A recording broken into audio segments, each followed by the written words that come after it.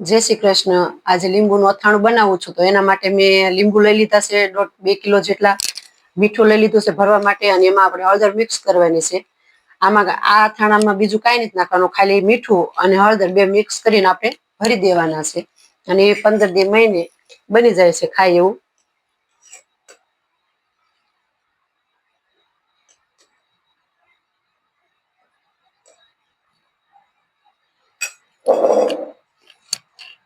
Mix થઈ જાય આપણે લીંબુને આ રીતના આપણે વચ્ચેથી કટ કરી લેવાના છે।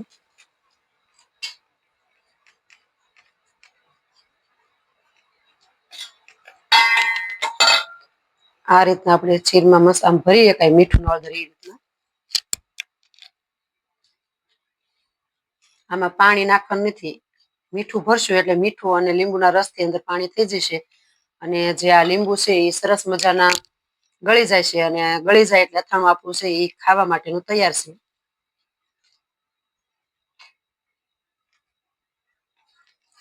આ રીતના આપણે પેલા બધા લીંબુને આ રીતના 4 ચીર થાય એ રીતના આપણે એને સુધારી લેવા।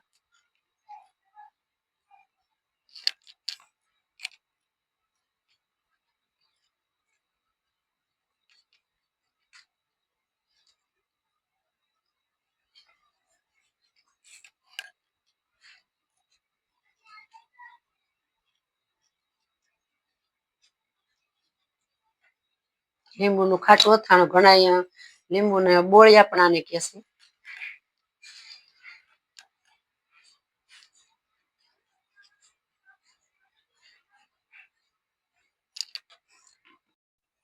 હળદર ને મીઠું આપણે આ રીતના મિક્સ કરી દેવાનું છે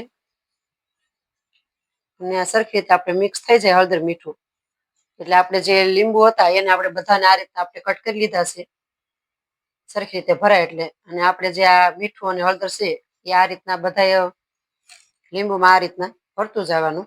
કાચની બરણી અથવા પ્લાસ્ટિકની બરણીમાં આપણે આ રીતના ભરી મૂકી દેવાના અને સરખું મીઠું ને એ હળદર ભરવાનું, જેથી કરીને લીંબુ છે એ સરસ મજાના ગળી સરસ અથાણું થશે એનું અને 15 દિવસમાં અથાણું છે એવું ખાય એવું થઈ જાય છે ગળી।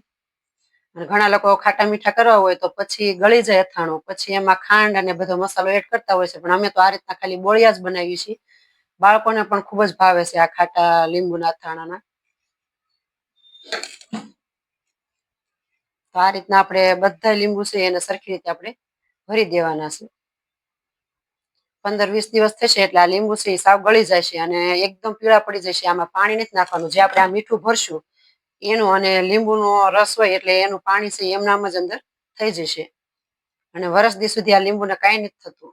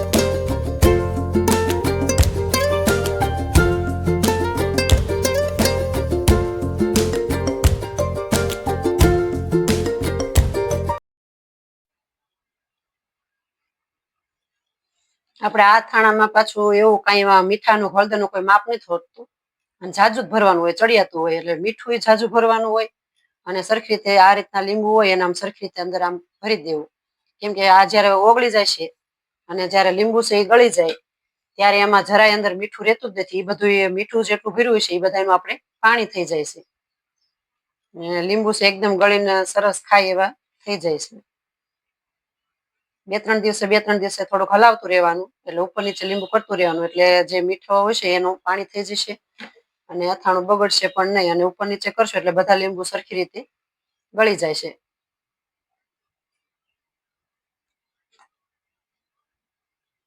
મીઠું ને હળદર આમ સરખી રીતે અંદર આખું ભરવું.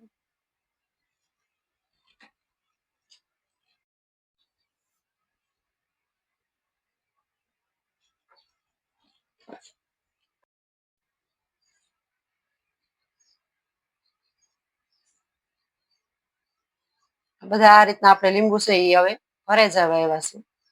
એમ થાય થોડુંક મીઠું અને હળદર મિક્સ કરેલું વધ્યું છે, ઉપર નાખવું હોય તો નાખી દેવું. નાખો તોય ચાલે, ન નાખો તો ચાલે, કેમ કે આપણે અંદર મીઠું ભર્યું છે એનું પાણી થવાનું છે.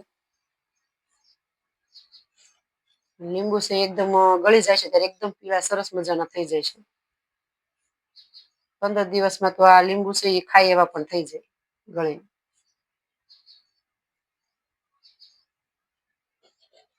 જો અમારો વિડીયો તમને ગમે તો લાઈક કરજો, કોમેન્ટ કરજો અને શેર કરજો. અને તમે કયા ગામથી આ વિડીયો જોવો છો એ અમને ગામનું નામ તમે ચોક્કસથી કોમેન્ટમાં જણાવજો.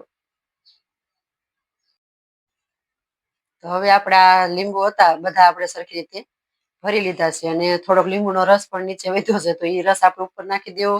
અને થોડુંક આ જે મીઠું ની વધ્યું છે એ થોડુંક ઉપર નાખી દેવું આ રીતના, કેમ કે એનું ઓગળીને પાણી જ થઈ જવાનું છે.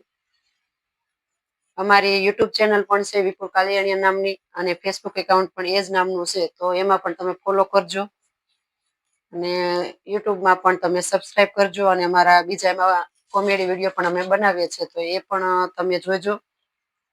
અને ગમે તો લાઈક કરજો, કોમેન્ટ કરજો અને શેર કરજો. એ પાણી નથી નાખ્યું, લીંબુનો રસ જ હતો એ જ નાખ્યો છે. આમાં પાણી કે કઈ આપણે બીજું નાખવાનું નથી. હવે આ લીંબુ છે એને સરખી આ રીતના આપણે હલાવીને રાખી દઈશું. 3 દિવસ પછી આપણે આને હલાવવાના છે. ત્યાં સુધીમાં આ જે મીઠું અંદર છે એ સરખી રીતે અંદર ઓગળી જાય છે લીંબુ ભેગું, અને આપણું અથાણું છે 15 દિવસમાં ખાઈ એવું તૈયાર થઈ જશે.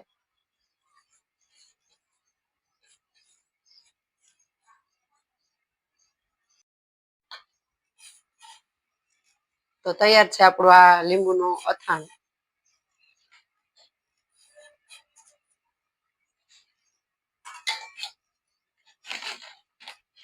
3 દિવસ પછી આને હલાવવાનું, ત્યાં સુધી આમનામ આપણે બંધ કરી અને મૂકી દઈશું.